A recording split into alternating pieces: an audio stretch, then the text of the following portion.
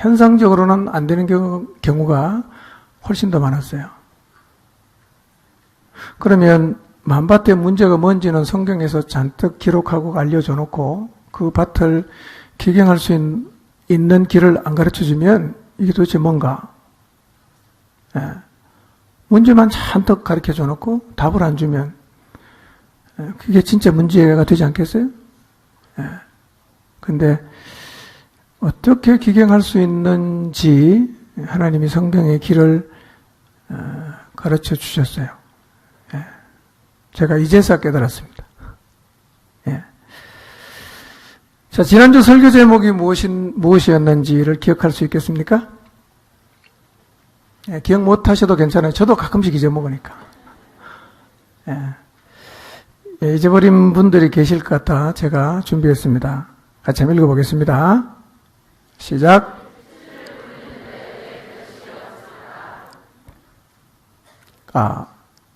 요까지 있지 않나? 씨를 뿌리면 결실이 있는 것은 정상입니다. 실제로 논이나 밭에다가 씨를 뿌려 보십시오. 다 결실합니다. 그런데 논과 밭뿐 아니라 대부분의 피조세계는 하나님이 창조하신 법칙을 따라 지금도 여전히 잘 움직이고 있어요. 낮과 밤 계속되고 있죠. 추위와 더위 계속되고 있죠. 계절 계속 바뀌죠. 물은 계속 순환하죠. 등등. 하나님께서 만드신 이 피조세계의 모든 법칙은 지금도 창세 이래 계속해서 반복되고 있습니다. 그래서 우리는 이런 것들을 매우 자연스럽게 생각을 합니다. 당연하다. 그런데 이렇게 모든 피조세계와는 달리 유독 하나님의 법칙이 지금 제대로 이루어지지 않는 데가 딱 한 군데 있는데 그게 어디냐면 사람의 마음이에요. 여기는 이상하게 법칙이 무너졌습니다. 그래서 다른 피조세계와는 달리 인간의 마음에는 하나님 말씀이 뿌려져도 결실이 없어요. 하나님께서 모든 피조물을 다스리는 만물의 영장으로 창조된 인간이기 때문에 인간의 마음에 그 하나님의 말씀이 떨어지면 피조된 인간은 창조주 하나님의 말씀 앞에 당연히 반응해야 됩니다. 그런데 인간의 마음은 이 하나님의 말씀에조차도 반응할 수 없을 정도로 너무 많이 일그러지고 망가졌습니다. 그래서 말씀을 마음에 뿌리면 안 심겨집니다. 안 심겨지니까 결실은 당연히 없겠죠. 그런데 이런 사람들이 많아지면서 하나님 말씀을 들어도 그 말씀이 마음에 심기지 않고 아무런 결실이 없는 것이 오히려 당연한 일처럼 사람들이 받아들이고 있어요. 지난 시간에 살펴본 것처럼 만물의 영장이요 하나님의 형상을 가지고 있는 인간의 마음은 길가와 같아졌습니다. 돌밭과 같아졌습니다. 가시덤불과 같아졌습니다. 그래서 이런 인간의 마음에 아무리 씨를 많이 뿌려도 결실을 할 수 없다는 사실을 확인했습니다.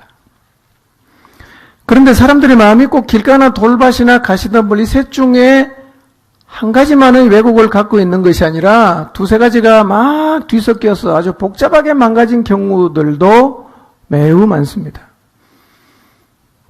다시 한번 결실하지 못하는 마음의 특징을 간단하게 살펴보겠습니다. 첫 번째, 길과 같은 마음입니다.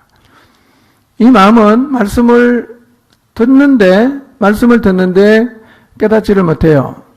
다르게 말씀드리면 하나님 말씀을 들어도 그 말씀에 동의하지 않습니다. 동의할 수가 없어요. 이유는 세상에서 너무나 많은 것들이 이 사람의 마음을 다 밟고 지나갔기 때문입니다. 이 사람 마음이 매우 딱딱하게 굳어 있습니다. 그래서 하나님 말씀조차도 이 사람의 마음을 비집고 들어갈 수가 없어요. 그래서 이 마음에는 씨앗을 아무리 뿌려도 일단 심기지 않기 때문에 마귀가 와서 금세 다 가져가 버립니다. 그래서 길가와 같은 마음은 하나님 말씀을 많이 들어도 아예 마음속에 하나님 말씀이 남아있지는 않습니다. 씨가 없어졌는데 무슨 결실이 있겠어요? 당연히 없죠. 예. 두 번째는 돌밭과 같은 마음이에요. 돌밭과 같은 마음. 이 마음은 말씀을 들으면 기쁨으로 받습니다. 그런데 이 마음은요, 누구도 신뢰할 수 없는 마음이에요. 이렇게 마음이 변질이 됐어요. 그래서 하나님 말씀을 듣고 아주 기쁘게 말씀을 받았어요. 그런데 그 말씀 때문에 혼란이나 박해가 일어나면 바로 자기가 신뢰했던 하나님 말씀에 대한 신뢰를 거두어 버립니다. 아, 이거 붙잡으면 안 되겠네. 그리고는 말씀을 놓아버립니다. 그래서 이 마음도 결실이 없어요. 왜 사람의 마음이 돌밭처럼 바뀔까? 이것은 틀림없이 자라오는 과정에서 그 누구도 믿을 수 없다는 경험을 반복해서 했기 때문입니다. 그런데 하나님 앞에 나왔습니다. 그리고 믿음을 가진 다음에 내가 지금까지 인생을 살면서 아무도 믿은 사람이 없지만 하나님은 한번 믿어보겠다는 좋은 마음으로 말씀을 받았어요.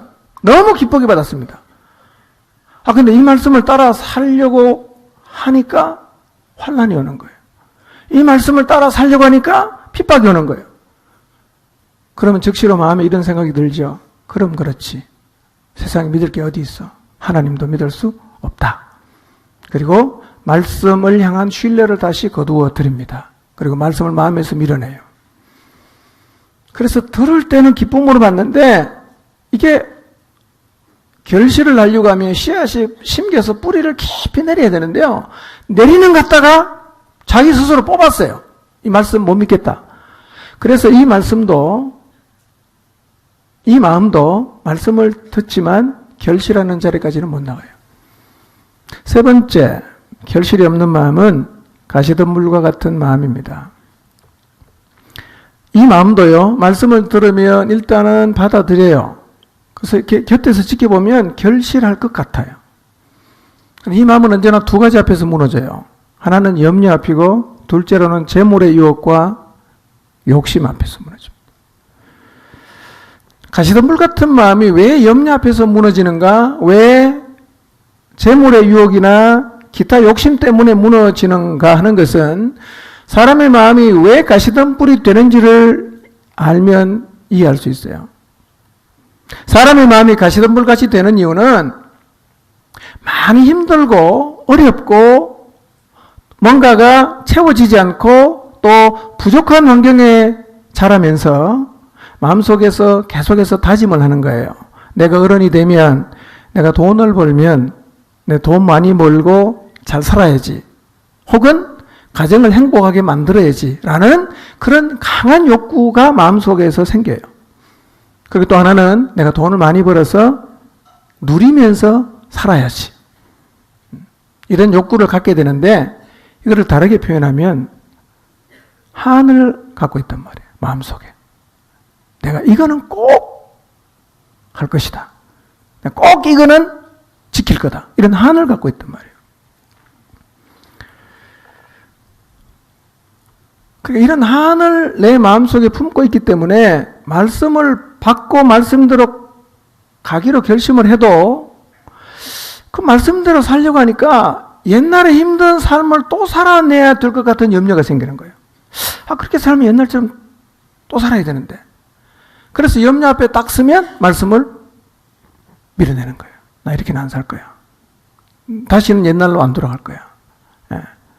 그 다음에 또 하나는 자기 자신의 한을 푸는 데 필요한 돈을 더 많이 벌 수 있는 기회, 자기의 한을 푸는 데 필요한 뭔가를 잡을 수 있는 기회가 오면 말씀을 금방 놓아버리고 그거를 잡아요. 그리고 거리를 향해서 달려갑니다. 그래서 가시덤불 같은 마음도요, 옆에서 이렇게 지켜보면 말씀을 잘 받아요. 될 것 같아. 어느 순간 보면 말씀을 다 놓아버리는 거예요. 이유는 염려와 재물의 유혹이에요. 사람들의 마음속에 한이 다 있어요. 한. 옛날에는 돈 때문에 한이 많은데 제가 볼 때는 요즘에는요, 가정이 많이 깨어지니까 행복한 가정에 대한 한을 갖고 있는 사람 많아요. 내 신앙생활 제대로 하고 싶다. 근데 행복한 가정을 만들 수 없을 것 같으면 신앙을 포기하는 거예요. 이게 가시덤불 같은 마음이에요. 근데 사람들 마음 가운데 이렇게 결실할 수 없는 마음이 많아요. 4분의 3이니까 한 7, 80% 정도가 된다고 봐야 되는데요. 간단하지만 다시 이 말씀을 정리하는 이유가 있습니다.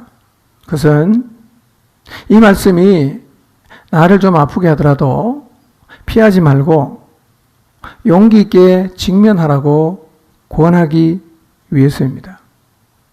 길가와 같은 마음, 돌밭과 같은 마음, 가시덤불 같은 마음이 어떠하다는 것을 아는 것으로는 이 마음의 문제가 해결이 안 돼요. 결실할 수 없는 마음의 상태가 어떤지를 꿰뚫는 것으로도 안 됩니다. 남의 이야기처럼 들으면 안 되고 자기 이야기처럼 이 말씀 앞에 자기의 내면을 드러내놓고 직면을 해야 됩니다. 결실이 없는 이유가 내 안에 있다는 사실을 철저하게 인정하는 자리에 서는 것이 중요합니다.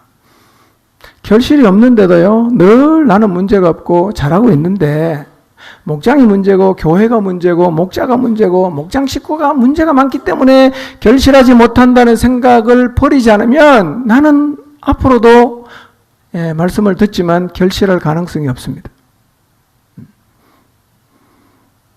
여러분의 삶 속에서 하나님 말씀이 깊이 뿌리를 내려서 결실하는 일이 일어나지 않고 받는 같은데 계속해서 마음에서 하나님 말씀을 더 이상 품지 못하고 밀어내는 일이 반복이 된다면 여러분 스스로가 이렇게 고백해야 됩니다. 한번 따라 합시다. 내 마음이 문제입니다. 내 마음이 왜곡되었습니다. 내가 문제입니다. 이걸 인정해야 됩니다. 이걸 인정해야 기경하는 자리에 비로소 나갈 수가 있단 말이에요. 그래서 오늘 다시 한번 자기의 모습을 보려는 노력을 좀 하시고, 그리고 보여진 자신의 모습 앞에 정직하게 직면하십시오. 내 안에 이런 왜곡이 있었구나. 이래서 내가 말씀을 들었지만 결실이 안 됐구나. 이거를 인정해야 됩니다. 고백하십시오. 이게 문제였다고. 그래야 비로소 내 마음이 기경하는 자리로 나가게 되고, 그래야만 내 삶을 통해서 하나님 말씀이 떨어질 때마다 결실하는 일들이 새롭게 시작될 수가 있을 것입니다. 마음이 기경이 되면 우리의 마음에 하나님 말씀이 떨어질 때 반드시 결실하게 됩니다. 왜냐하면요, 하나님의 피조물인 우리의 마음에 우리를 창조하신 그 하나님의 말씀이 떨어지는데 어떻게 결실을 안 하겠어요? 그것은 마치 땅에 씨앗을 심으면 결실하는 것과 똑같은 이치로 우리의 마음속에 하나님 말씀이 떨어지면 결실하게 된단 말이에요. 저는 우리 모두가 하나님 말씀을 들으면 결실할 수 있는 마음으로 기경되기를 바랍니다. 사모하시길 바랍니다. 예. 자, 오늘은 먼저 결실하는 밭의 특징, 그 다음에는 결실한다는 게 도대체 무슨 의미인가? 뭐가 결실인가? 여기에 대해서 좀 생각해 보도록 하겠습니다. 먼저 결실하는 밭의 특징에 대해서 제가 말씀을 드릴 텐데요. 이 말씀을 들으면서 자신의 마음과 잘 비교해 보십시오. 우리 안에 이런 분들도 많아요. 좋은 밭인 분들도 많습니다. 혹시 내가 좋은 밭이 아니더라도 일단 내 마음하고 비교해 보면서 뭐가 문제인가, 뭐가 다른가, 그리고 내가 좋은 밭을 가지기 위해서는 어떤 부분이 고쳐져야 되는가 하는 것도 한번 생각해 보시기를 바랍니다. 결실하는 마음이 가지고 있는 특징인데요. 자, 우선 말씀 봅니다. 마태복음 13장 23절입니다. 읽겠습니다. 시작. 좋은 땅에 뿌려졌다는 것은 말씀을 듣고 깨닫는 자니 결실하여 어떤 것은 100배, 어떤 것은 60배, 어떤 것은 30배가 되느니라 하시더라. 예. 좋은 마음은 어떤 특징을 갖고 있느냐 하면 23절 말씀 보니까 말씀을 듣고 뭐예요? 깨닫는 자예요. 듣고 깨닫는 자. 예. 깨닫는다는 말은 좀 폭넓게 이해하면 동의한다는 의미가 있다고 그랬어요. 말씀을 듣고 동의하는 사람. 예. 근데 어떤 생각해 보면 이런 정도의 반응은 성령님이 계시는 사람들에게는 보편적으로 나타나는 일이기 때문에 하나님을 믿는 사람이라면 대개 다 좋은 마음을 가지고 있겠다라는 생각이 들 수도 있어요. 그래서 결실 있는 좋은 마음의 특징을 좀 더 자세히 살피기 위해서 평행구절인 같은 내용을 기록하고 있는 다른 복음서에 있는 말씀을 같이 보도록 하겠습니다. 마가복음 4장 20절입니다. 읽겠습니다. 시작. 좋은 땅에 뿌려졌다는 것은 곧 말씀을 듣고 받아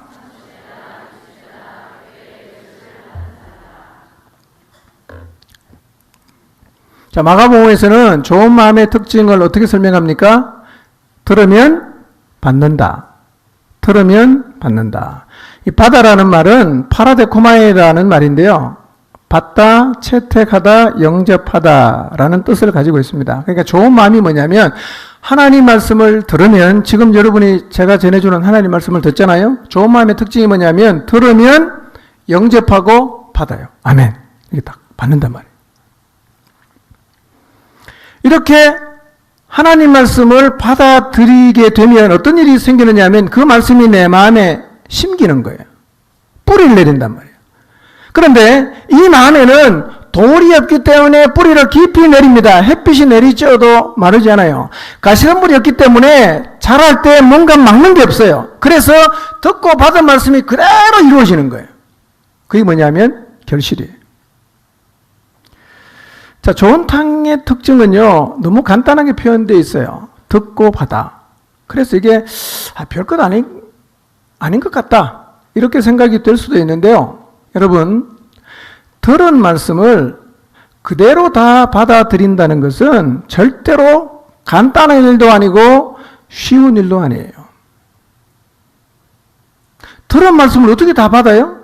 여러분, 들으면 다 받아들인다. 이 말에 담겨진 의미가 뭐냐면 기본적으로 하나님을 향한 신뢰가 있다는 거예요. 그러니까 하나님이 무엇을 말씀하시든지 간에 내가 가지고 있는 거 다 뒤로 하고 하나님 말씀을 무조건 다 받아들이는 이 신뢰는 하나님을 향한 보통 신뢰가 아니에요. 들으면 다 받아들이는 것은 아무나 할 수 있는 게 아니에요. 진짜 좋은 땅만 할 수 있는 거예요. 자, 예를 들어 보겠습니다. 누구의 말을 들었을 때 내용의 어떠함과 상관이 없이 그 사람이 말했기 때문에 그 말을 다 받아들이는 일이 쉬운 일일까요? 어려운 일일까요? 그 사람이 말을 하면 내가 내용을 판단하지 않아요. 그 사람을 신뢰하기 때문에 그 사람의 말을 무조건 다 받아들여요. 그렇다면 이 사람은 그 사람을 향한 대단한 신뢰를 갖고 있다고 우리가 보는 거예요. 얼마나 믿으면 저 말도 안 되는 이야기를 하나도 판단하지 않고 다 받아들이는가? 그래서 우리는 누구의 말을 듣고 판단하지 않고 다 받아들이면 그 사람을 굉장히 신뢰한다고 우리가 생각을 하는 것입니다. 일반적으로요, 누구의 말을 들었을 때 무조건 받아들이는 경우는 그렇게 많지 않아요. 대개는 누군가의 말을 들으면 생각합니다. 신중하게 판단하죠. 내 경험에 비춰봅니다. 내가 아는 지식에 다 비춰봅니다. 그래서 받아들일지 말지, 받아들인다면 어디까지 받아들일지를 다 생각하고 결정을 해요. 그런데 이 마음은 하나님의 말씀 앞에도 똑같이 그렇게 한다는 거예요.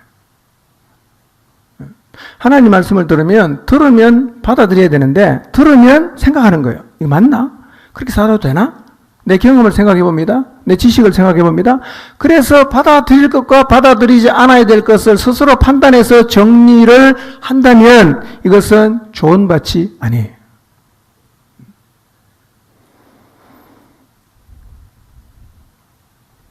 이런 마음에는 결실이 없다는 거예요.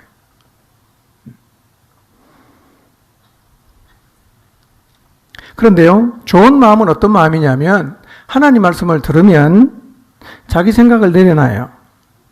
자기가 갖고 있는 지식도 내려놓습니다. 자기가 했던 경험도 내려놓습니다.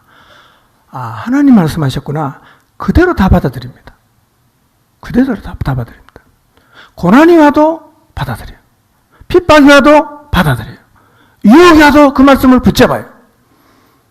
그래서요, 이 좋은 마음을, 하나님을 향해 좋은 마음을 가진 사람은 인간적으로 보면 저 사람은 진짜 아무 생각 없이 사는 사람 같다고 보이기도 해요. 약삭 빠르질 않아요. 치고 빠지는 것도 못해요. 그 말씀 붙잡고 고난이 오면 그냥 고난을 받아요. 손해를 보면 그냥 손해를 봐요. 당하게 되면 그냥 당해요. 근데 계속 그 말씀을 붙잡고 가는 거예요. 바보 같아요. 그 놀라운 게 뭔지 아십니까? 이런 마음에만 결실이 있어요. 이런 마음에만 결실이 있단 말이에요. 우리에게 말씀하신 하나님이 어떤 분인가? 그분은 세상을 창조하신 분 아닙니까? 그분은 전지전능하신 분 아닙니까? 그분을 믿어요. 그분이 나보다 옳다는 걸 믿어요. 그분이 내 경험보다 훨씬 뛰어난 경험을 갖고 있다고 믿어요. 그래서 그분이 말씀하시면 그냥 다 받아들입니다. 내가 했던 경험 지식 다 내려놔요. 사람들이 바보라 그래요. 그 놀라운 것은요, 그런 사람의 삶에 하나님이 맺게 하시는 엄청난 결실이 계속된다는 거예요. 이게 좋은 마음이에요. 이게 좋은 땅이에요.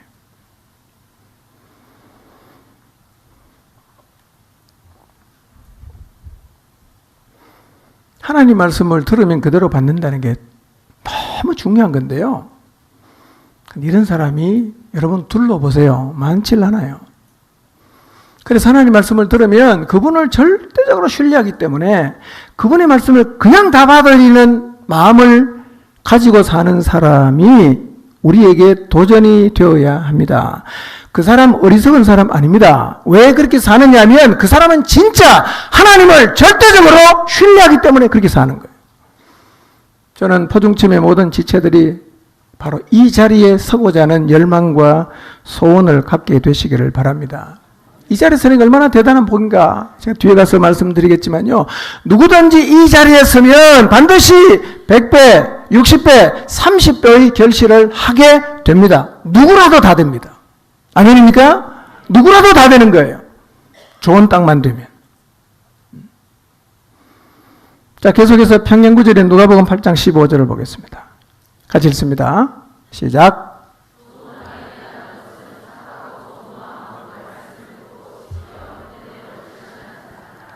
네. 누가복음에서는요, 결실이 있는 좋은 마음의 특징을 좀 더 구체적으로 설명하고 있습니다. 결실이 있는 좋은 마음의 특징은 착하고 좋은 마음으로, 선하고 좋은 마음으로 하나님 말씀을 듣고 지키고 그 다음 뭐죠? 인내하는 거예요. 이게 좋은 마음이라고 누가복음에서는 말씀하고 있습니다. 두 가지가 중요해요. 하나는 지키는 것입니다. 하나는 인내하는 거예요. 두 가지가 선행이 안 되면 좋은 땅이 아닙니다. 이 두 가지가 나타나야 좋은 땅이에요. 먼저 지킨다는 말은요, 카테코라는 말인데요. 카테코. 이거예요. 영적으로 가치 있는 것들이나 받은 교훈이나 진로를 굳게 잡거나 지킨다. 쉽게 설명하면 좋은 마음은 하나님 말씀을 굳게 붙잡고 지킵니다. 하나님 말씀을 굳게 붙잡고 지켜요. 근데 여러분, 신앙생활을 하면서 공통적으로 느끼는 것, 때로는 이것이 우리의 마음속에 하나님을 향한 질문이 되기도 하는데, 하나님 말씀을 내가 정말 신뢰하는 믿음으로 잡았어요. 굳게 붙잡고 있어요. 지키고 있어요. 근데 그 말씀이 속히 이루어지지 않을 때가 있단 말이에요.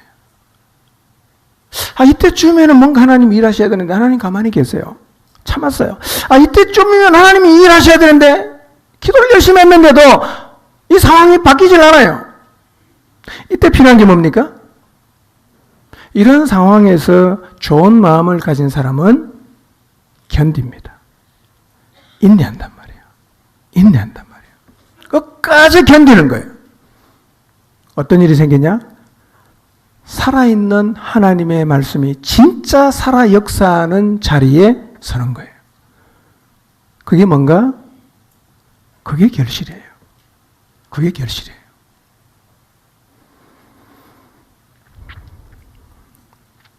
굳게 붙잡고 지키는 거예요.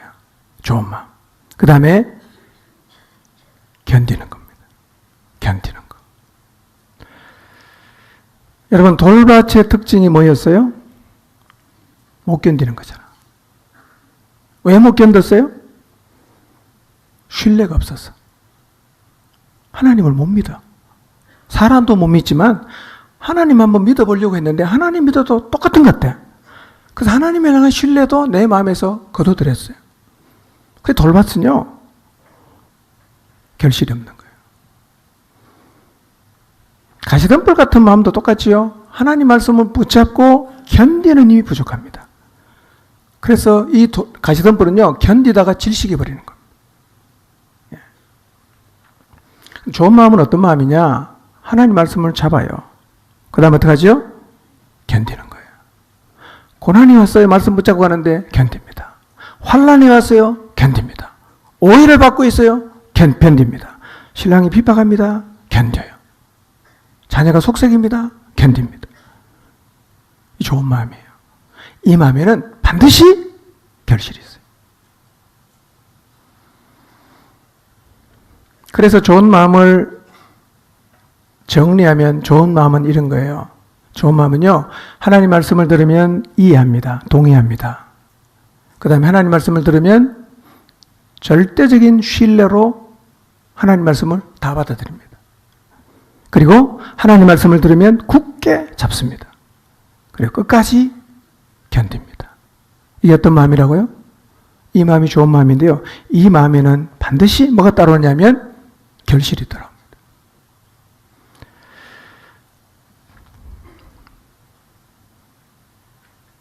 이제 우리가 예수님이 하신 비유 가운데 있는 내 마음을 살펴봤는데요. 이 네 개의 마음 중에 내 마음은 어디에 속했는가 어느 정도 확인을 하셨을 것입니다. 아, 나는 좋은 땅이 확실하다. 그런 분도 있죠? 그것도 정직하게 얘기해도 괜찮아요. 나는 아무래도 좋은 땅인 것 같아.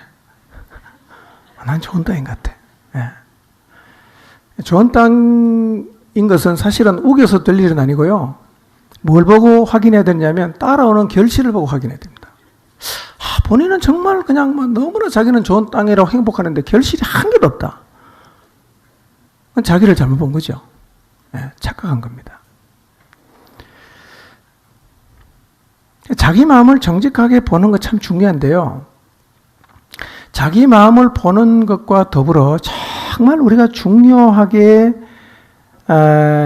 마음에 새겨야 되는 게 하나가 있어요. 그게 뭐냐면 우리 마음이 돌밭 같든 우리의 마음이 가시덤불 같든 우리의 마음이 길가와 같든 우리의 마음이 좋은 땅과 같든 간에 우리의 마음이 이미 신앙의 태도가 되어 있어요.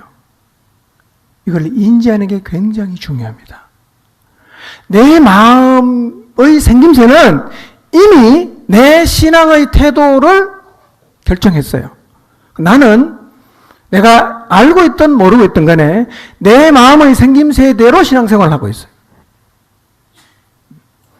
우리의 마음이 이미 신앙의 태도가 되어 있다는 거예요. 그러니까 결실이 없는 마음이 진짜 문제가 되는 이유가 뭐냐면 이 돌밭 같은 마음이 내 신앙의 태도가 되면요. 생각해 보세요. 돌밭 같은 태도를 갖고는 아무리 오랫동안 신앙생활을 해도 결실은 없어요. 있을 수가 없어요. 가시덤불 같은 마음이 내 신앙의 태도면 아무리 오래 교회 다니고 성경을 많이 읽고 말씀을 들어도 결실이 없습니다. 근데 예를 들어 내가 돌밭 같은 태도를 가지고 평생 신앙생활한다. 끔찍한 일 아닙니까? 가시덤불 같은 마음의 태도를 가지고 평생 신앙생활한다. 끔찍한 일이죠.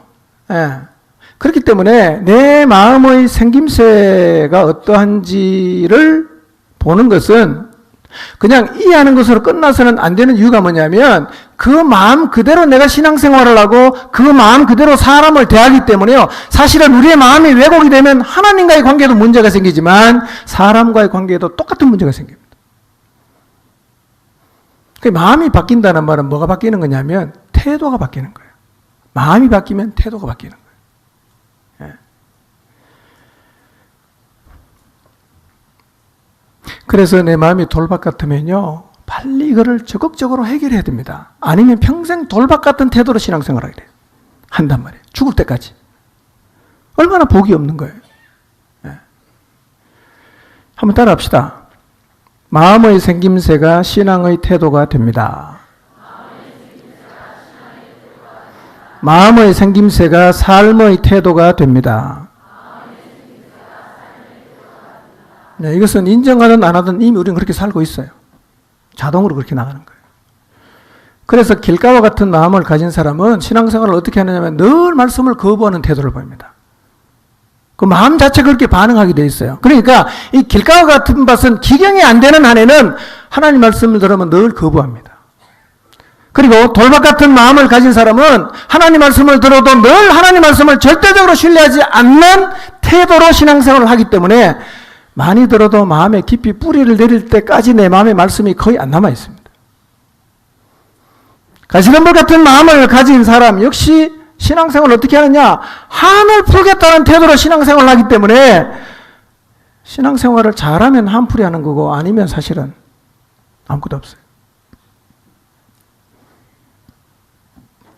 그러나 좋은 땅을 가진 사람은 어떻게 하겠어요?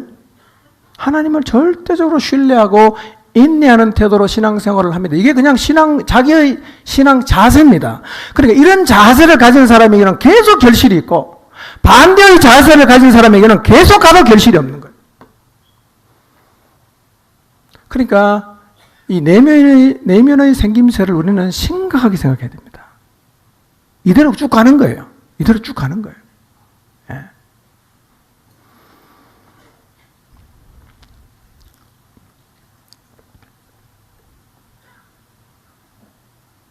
그렇기 때문에 결실 없는 마음을 내가 가지고 있는 걸 확인했는데 어쩔 수 없다. 배째라. 이러면 안 된단 말이에요. 이건 어떻게든지 간에 기경해야 됩니다. 어떻게든지 간에 말씀을 들으면 받아들이는 좋은 마음으로 바꾸려는 노력을 해야지. 나는 어쩔 수 없다. 그러면 평생 여러분은 하나님 앞에 살면서 아무런 결실도 주님께 올려드리지 못하고 살아가게 되는데 어쩔 수 없다는 말은 그걸 받아들인다는 얘기입니다. 안타까운 일 아닙니까? 태도가 내 삶을 결정합니다. 그래서 뭘 노력해야 되느냐면요. 신앙의 태도, 마음을 바꾸려는 노력을 해야 됩니다. 사람의 마음을 바꾸는 일이 간단한 일은 아니지만 불가능한 일도 아닙니다. 우리의 태도는 분명히 바뀔 수가 있습니다. 어떻게 바뀌냐? 다음 주에 말씀드리겠습니다. 너무 중요하니까. 자, 그러면 마음의 태도는 결실에 영향을 주는데 그럼 결실한다는 의미는 뭘까요? 결실했다. 뭘 보고 우리는 결실했다고 말합니까? 좋은 땅에는 100배, 60배, 30배의 결실이 있다고 말씀하고 있는데 결실이 구체적으로 무엇을 의미하는 것일까? 네. 한번 따라하겠습니다. 마음이 태도라고 하면 결실은 삶입니다. 네. 마음의 태도가 어떠냐에 따라서 뒤에 따라오는 게 있어요. 그 태도 뒤에 따라오는 게 있습니다. 예. 그러니까 돌밭이나 가시덤불이나 길가와 같은 마음의 자세를 가지고 신앙생활하면 뒤에 돌아보면 아무것도 없어요. 그런데 좋은 땅이라는 신앙의 태도를 가지고 살면 뒤에는 뭐가 따라오냐면 결실이 따라오는데 결실은 그냥 삶이에요. 예. 어떤 사건을 하나 못 떨어지게 해결하는 게 결실이 아니고 결실은 마음의 태도에 따라오는 삶 자체가 결실이란 말이에요. 그러니 좋은 땅만 되면 결실은요, 맺으려고 노력할 필요가 없는 게 그냥 따라오는 거예요. 결실은 뭐라고요? 삶이에요.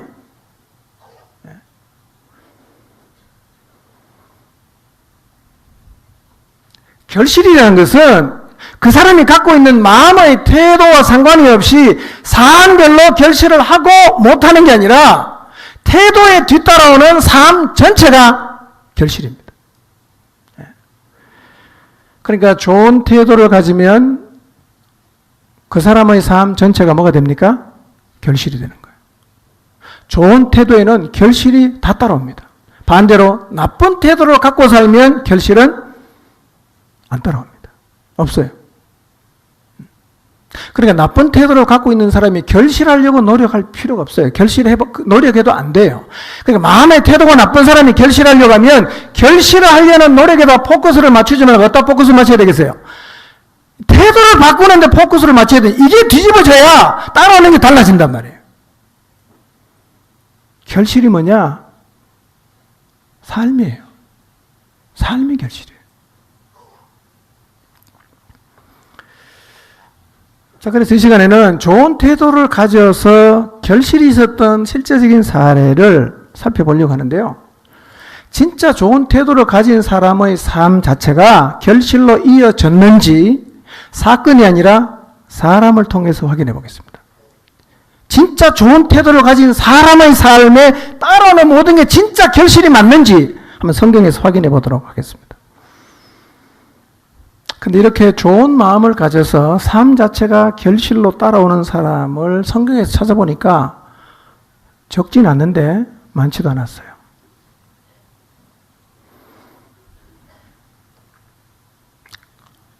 한 사람만 간단히 소개하겠습니다. 시간이 없으니까 한 사람만. 성경에서 좋은 마음, 즉 좋은 신앙의 태도를 가졌던 사도 바울의 삶을 한번 살펴보겠습니다. 진짜 삶이 결실이 맞는가? 좋은 마음을 가진 사람의 삶 자체가 진짜 결실이 맞는가를 성경에서 확인하는데요. 여러 사람 있지만 한 사람만 확인해요. 사도 바울. 사도 바울은 이전에 길가와 같은 마음을 가진 사람이었어요. 그래서 하나님 말씀을 들으면 다 거부했습니다. 다 거부했어요. 그러다가 극적으로 예수님을 만나서 그의 마음이 기경이 됐는데요. 기경이 된 후부터 사도 바울은 좋은 마음을 가지게 되었어요. 그래서 예수님을 만난 후부터 바울은요, 하나님이 말씀하시면 무조건 받아들입니다. 고난이 와도 그 말씀 붙잡고 힘겨운 일이 와도 그 말씀 받아들이고 어떤 상황에서도 잡았던 하나님 말씀을 놓는 일이 없고 어떤 상황에서도 하나님 말씀을 포기하는 일이 없었어요. 그런데 그런 태도를 가진 그의 삶의 결과는 뭐냐? 언제나 하나님이 맺게 하시는 결실이 너무너무 풍성했어요. 100배 너무 많아 보이지만요, 사실은 우리가 좋은 마음의 태도를 가지고 살아가면요, 우리의 삶을 통해서 100배, 1000배, 만배의 결실도 일어날 수가 있습니다. 왜냐하면 삶 자체가 결실이기 때문에. 산술적으로 계산할 수 있는 게 아니에요, 이게. 자, 사도행전 16장 9절 10절을 보겠습니다. 읽겠습니다. 시작. 환상이 바울에게 보이니 마게도냐 사람 하나가 서서 그에게 청하여 이르되 마게도냐로 건너와서 우리를 도우라 하거늘 바울이 그 환상을 보았을 때 우리가 곧 마게도냐로 떠나기를 힘쓰니 이는 하나님이 저 사람들에게 복음을 전하라고 우리를 부르신 줄로 인정함이러라. 아시아에서 복음을 전하고 있는 바울의 길을 하나님이 여러 경로를 통해서 자꾸 막았어요. 그래서 왔다 갔다 하고 있다가 어느 날 바울이 환상을 봤는데요. 환상 가운데 마게도냐 사람 하나가 서서 건너와서 우리를 좀 도와달라는 이런 환상을 봤어요. 그 환상을 본 다음에 바울은 그 환상이 하나님께서 자기들을 마게도냐로 부르시는 것이라는 사실을 깨닫고 인정했어요. 그리고 바울이 어떻게 하느냐면 자신이 세웠던 모든 계획을 다 뒤로하고 한 번도 계획한 적이 없고 생각한 적도 없었던 마게도냐로 그냥 갔어요. 여기서 우리가 확인할 수 있는 바울의 신앙 태도가 뭐냐? 하나님이 말씀하신 게 확인이 되면 내가 어떤 계획을 세웠든지 다 버리고 그냥 가는 거예요. 그냥 가는 거예요. 이런 태도를 가진 바울의 삶을 통해서 사람들이 감히 생각할 수조차 없었던 엄청나게 많은 하나님의 계획들이 이 바울의 삶을 통해서 이루어졌어요. 바울은 기본적으로 하나님 말씀하시면 자기가 어떤 계획을 했든지 상관 안 하고 다 집어던지고 하나님 말씀을 무조건 받아들이고 가는 거예요. 무조건 가요. 이것을 성경이 뭐라고 얘기하느냐? 좋은 마음이라는 거예요. 이 마음을 좋은 땅이라고 합니다. 여러분, 피조물인 우리를 창조하신 하나님이 말씀하시면 모든 것 다 내려놓고 그분의 말씀을 최우선적으로 받들어 순종하는 게 정상 아닙니까, 여러분? 원래 인간이 이렇게 살아야 된단 말이에요. 변질됐어요. 망가졌어요. 그래서 하나님보다 자기가 자꾸 옳다 그러는 거예요. 그래서 저런 거예요. 고린도서 10장 4절 하죠. 자기 생각이 너무 많아. 말씀을 들어도. 하나님보다 높아진 교만한 게 너무 많아. 이런저런 생각이 너무 많아. 하나님 말씀이 떨어져도 이 생각으로 다 하나님 말씀을 재단해버리니까 내 마음에 남는 하나님 말씀은 내가 편하게 할 수 있는 몇 개만 남고 나머지는 다 없애버렸어요. 어떻게 열매가 있겠어요?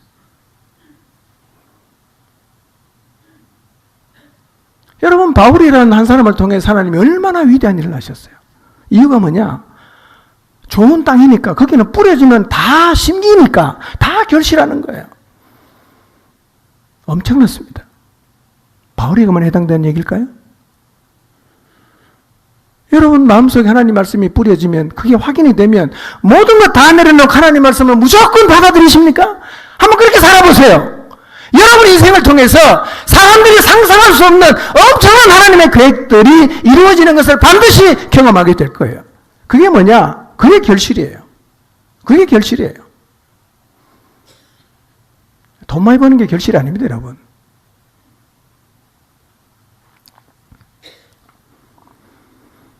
하나님 말씀하시면 무조건 받아들이시길 바랍니다. 아멘? 그렇게 하는 이유가 있잖아. 그분이 창조주잖아. 나는 피조물 아니에요.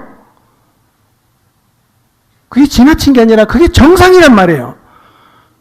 너무나 우리의 마음이 다 죄로 인해서 사단의 거짓들로 인해서 너무 황폐해졌어요. 하나님 말씀을 제대로 받아들이는 게 오히려 이상하게 보일 정도로 다른 피조 세계는 그대로인데 인간의 마음만 유독 다 망가졌어요. 사도행전 16장 22절에서 25절 보겠습니다. 읽습니다. 시작.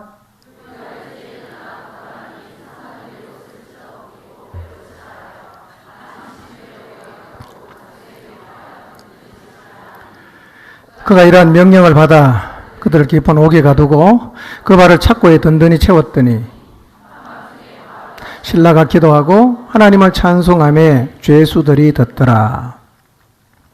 계획이 없던 마게도냐, 그리고 마게도냐의 첫 번째 성이었던 빌립보에 바울과 일행이 도착했습니다. 그런데 하나님의 인도라고 확신하고 갔던 그 마게도냐의 빌립보 성에서 바울 일행은 엄청나게 억울한 일, 고난을 당하고 감옥에 갇히는 일을 겪습니다. 곱씹어 보면 하나님을 이해하기 어렵겠죠. 아니, 이러려고 우리 마게도냐로 가라고 하셨나? 충분히 질문할 수 있는 상황이죠. 그런데 바울은 그 와중에서도 깊은 감옥에 갇혀있는 와중에서 하나님 말씀을 굳게 잡아요. 끝까지 견뎌요. 그리고 그 고통스럽고 마음의 억울함이 그냥 생겨날 수 있는 그런 상황에서 옷이 찢기고 매를 맞은 상처 언제 제일 아픕니까? 안 아파 보셨구만요. 밤이 제일 아픕니다. 밤에는요, 낮에는 괜찮았는데 밤 되면 얼마나 아픈지 몰라요. 상처가 얼마나 아려웠겠어요. 옷 벗기고 매로 막 때렸으니까. 로마 군병의 채찍은요, 그냥 채찍이 아니에요. 그렇게 상처가 아려울 때 바울이 뭐 합니까? 기도하고 하나님을 찬송해요. 예.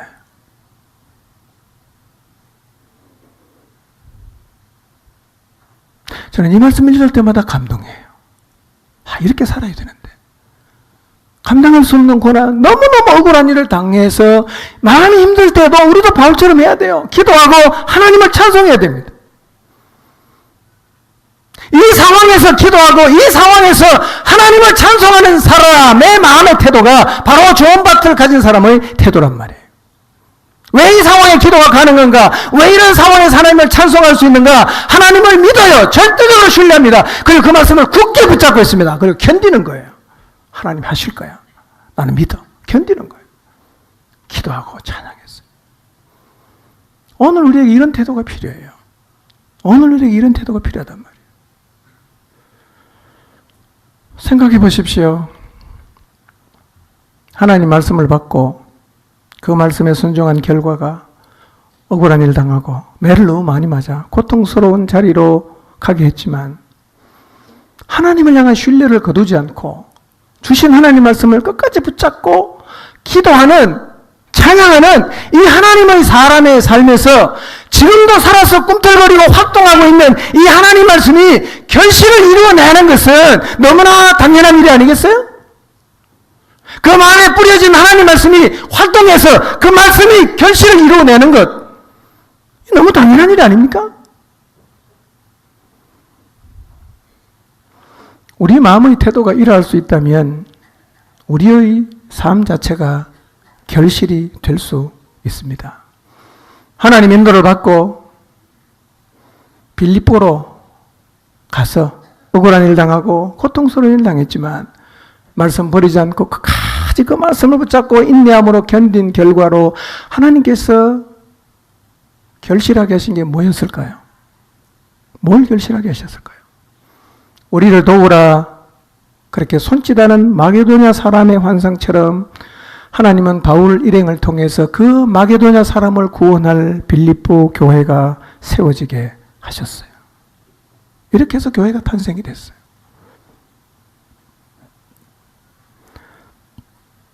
자, 그러면 다른 태도를 가진 사람이 이 상황에 섰다면 어떻게 반응했을까를 제가 생각해 봤어요. 다른 마음의 태도. 길가와 같은 마음의 태도를 가진 사람은 아예 마게도냐로 안 갔겠죠.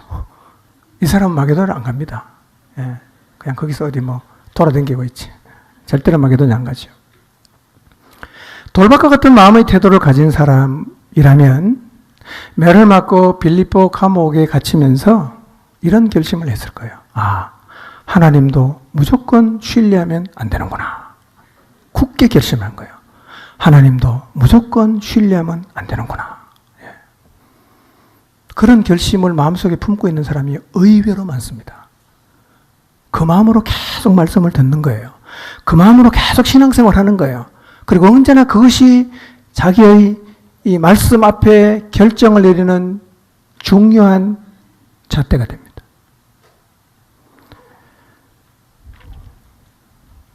그리고 돌박 같은 사람은 이런 일을 겪으면서 신앙생활을 해도 하나님 말씀을 무조건 믿으면 안 된다는 자기 자신의 논리를 갖게 되었을 것입니다. 그래서 신앙생활하면서 누군가로부터 하나님 말씀에 순종하며 가자라는 권면을 들으면 이렇게 말할 거예요. 예, 그런데 제 얘기도 한번 들어보시죠. 저도 알 만큼 아는 사람이고 할 만큼 해본 사람입니다. 일전에 제가 하나님 말씀에 순종해서 계획에도 없던 마게도냐로 파격적으로 순종해서 갔던 적이 있었습니다. 그런데 그곳에서 예수님이 하라고 하신 대로 귀신 들린 여종을 쫓아내는 것 때문에 제가 사람들에게 잡히고 로마의 군병에게 잡혀서 옷이 다 찢기고 매를 엄청 맞고 지하에 칙칙한 감옥에 가서 죽을 고생을 했습니다. 지금도 저는 그때 후유증으로 날씨만 흐리면 온몸이 아픕니다. 그래서 저는 생각합니다. 하나님의 말씀이라고 해서 상황도 살피지 않고 무조건 순종하는 것은 위험하기 때문에 하나님께서 말씀하셔도 우리의 생각을 가지고 따라야 한다고 생각합니다. 저는 그게 동의할 수 없습니다. 라고 얘기할 거예요. 이런 사람 있죠? 어떤 사람인가? 돌박 같은 사람이에요. 이게 태도입니다. 이게 신앙의 태도란 말이에요. 이런 태도는 결실이 없어요.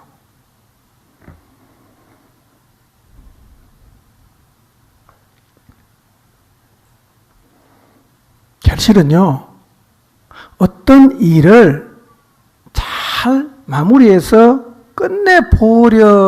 끝내는 것이 결실이 아닙니다. 좋은 땅과 같은 태도를 가진 사람의 삶에서 그냥 따라오는 거예요. 결실하려고 노력하는 게 아니라 말씀만 붙잡고 가는데 계속 결실이 있는 거예요. 왜냐하면 말씀이 일하기 때문에. 말씀이 일하기 때문에. 우리는 그것까지 붙잡고 있는 거예요. 사도행전 27장 22절에서 25절 보겠습니다. 읽습니다. 시작.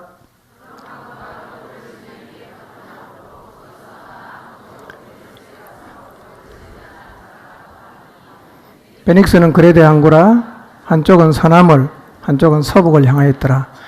남풍이 순하게 불매 그들이 뜻을 이룬 줄 알고 닷을 감아 그레데 해변을 끼고 항해하더니 얼마 안 되어 섬 가운데로부터 유라굴로라는 광풍이 크게 일어나니 배가 밀려 바람을 맞추어 갈 수 없어 가는 대로 두고 쫓겨가다가, 지금 바울은 죄수가 되어서 로마로 이송되고 있습니다. 근데 가다가 유라굴로라는 엄청난 폭풍을 만났어요.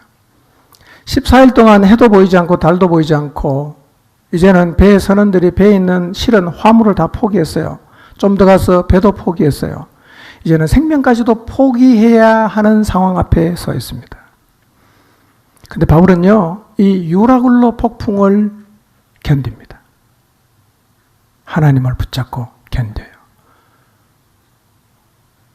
그래서 바울은 배에서 사람들에게 희망을 줍니다. 걱정하지 마십시오. 하나님이 이 배에 타고 있는 사람 한 명도 손상이 없을 것이라고 제게 말씀해 주셨습니다. 나는 이 하나님을 믿습니다. 파선했습니다. 몰타섬에 다 헤엄쳐서 올라갔어요. 몰타섬에 가서 환자를 고칩니다. 그리고 그 힘든 유라굴로 폭풍을 지나갔지만 바울은 아무 일 없었던 사람처럼 다음 행선지인 로마로 갔어요. 실망했으면 바울의 삶에 어떤 변화가 오지 않았겠어요? 그대로 갑니다. 내렸는데 추워서 나뭇가지 갖다 놓고 모닥불을 피우는데 뱀이 탁 깨물었어요. 사람들이 말합니다. 저 사람은 바다에서 건짐을 받았지만 공이라는 신이 안 살려두는구나. 툭 집어 던졌어요. 안 죽어요. 사람들이 생각이 바뀌었어요. 저 사람 신이 아닌가? 예? 그러니까 바울의 태도를 보면 그 유라굴로 광풍을 지나가면서도 힘든 시간을 지나가면서도 하나님을 향해 맺힌 게 없고 원망이 없어요. 그냥 일상적으로 하는 거예요. 또 병자 고쳐주고 그 다음에 로마로 가고. 여러분, 이런 바울의 태도는 같은 배를 탄 276명의 사람들에게, 파선 후에 상륙한 몰타섬 사람들에게 하나님이 살아계셨다는 것을 보여줬어요. 이게 결실입니다. 뭐가 결실인가? 여러분, 결실은 행사로 하는 게 아니라 그냥 삶으로 하는 것입니다. 누구에게 이 결실이 따라오는가? 좋은 마음을 가지면 결실은 그냥 따라온단 말이에요. 여러분, 유라굴로 같은 폭풍을 인생 살다 보면 올 때가 있죠. 앞으로 봐도 뒤로 봐도 어디를 쳐다봐도 희망이 없고 길이 보이지 않을 때가 있죠. 좋은 마음을 가진 사람은 이때도 낙심하지 않아요. 좋은 마음을 가진 사람은 이때도 절망하지 않습니다. 하나님을 붙잡아요. 견디는 거예요. 이게 좋은 마음이에요. 가보십시오. 반드시 하나님께서 그 말씀하신 대로 이루어 주시는 결실을 보게 하십니다. 한 구절만 더 봅니다. 사도행전 28장 23절과 30절과 31절입니다. 읽겠습니다. 시작.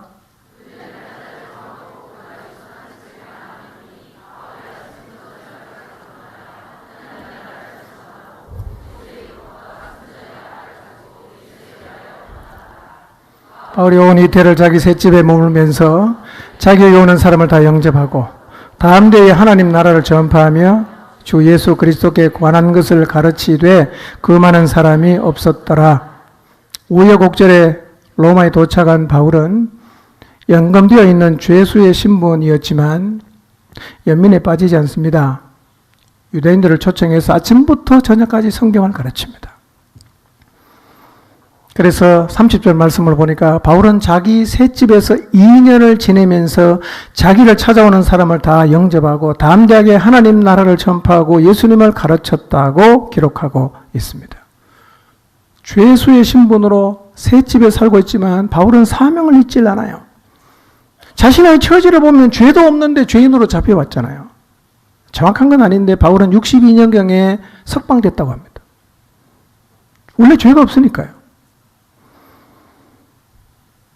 근데 죄가 없는 자기가 죄수로 잡혀서 로마에 오는 과정에 유라굴로 광풍을 겪지요. 유대인이 죽이려고 하는 수많은 어려운 시기를 보내지요. 그런 거 다 생각해 보면 자기를 지켜주지 못하는 그 주님을 향한 신뢰를 거두어 버리고 자기 스스로 자기의 살 길을 찾아갈 수도 있는데요.